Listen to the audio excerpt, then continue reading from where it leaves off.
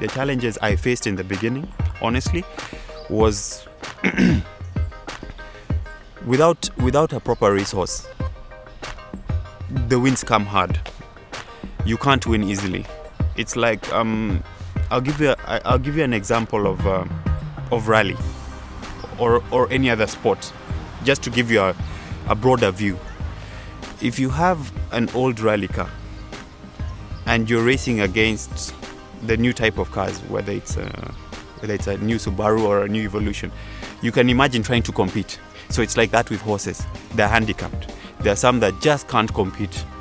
They just can't keep up, So until you have good horses, as a jockey, to get a win is very hard. The challenges are to get the win. Secondly is to ride properly. We don't have a jockey academy here. In South Africa, in Zimbabwe, there are jockey academies where you get trained on your style of riding. They work on your weaknesses. We all have every jockey rides differently. So we don't have a jockey academy here. It's plug and play here. We just, if you love riding and you get good at it, you become a jockey and you learn through that. Other jockeys can give you advice, but we don't have an academy like in South Africa where you ride every day. You go to school to learn to be a jockey. It's not easy. It's hard work. It's very hard work. It takes a long time. It takes a lot of dedication. To become a professional, you need 50 wins. Before that, so generally, averagely, if you're not a stable jockey is like the top jockey in a stable. I'm the stable jockey in my stable. We have 2 other jockeys, so I get priority of rides. I get to choose which rides I want. So obviously, I'm going to choose the more wins than losses.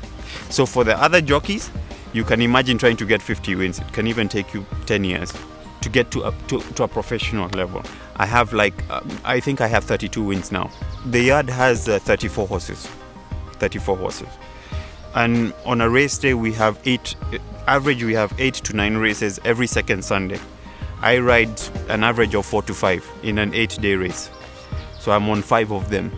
Sometimes I win once or twice. Sometimes I win 3 times.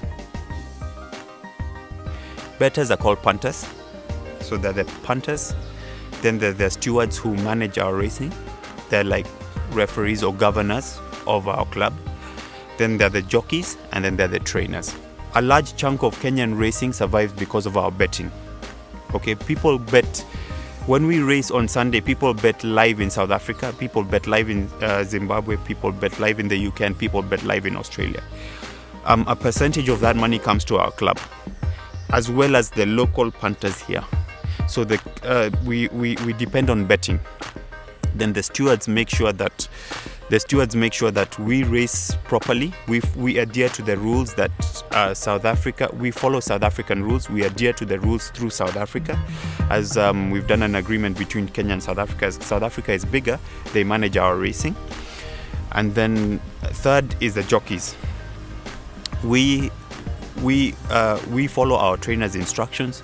We ride on a daily basis. The trainers give us jockeys instructions. The trainers look after the horses and make sure the horses are fed. Make sure if the horses are sick, they're taken care of. Call a vet. So the trainer's job in the stable and towards racing is a very integral part of racing.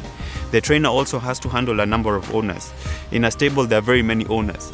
So the trainer writes a livery bill at the end of the month to the owner. The owner pays the 30,000 upkeep for the racehorse. So, and in that 30,000, depending on the number of horses, the trainer divides that money into horse feed, into the size. The size is the handler for the horse, and into his salary. In that 130,000, so he divides it. So actually training a horse in Kenya is not expensive. And then there are the owners. The owners, of course, are the most integral part. Without them, we can't have the horses at the racecourse. They buy the horses for us. They keep the industry going. Yeah, so those are all the stakeholders. As a parting shot, I would encourage more Kenyans to learn to ride. There's a stigma that riding is very expensive. As I've explained, that riding in Kenya is very cheap compared to South Africa and the States and Europe, where it is very expensive to ride. Owning a horse also in Kenya compared to other countries is very cheap. The average price of our auctions, we have an auction once every year.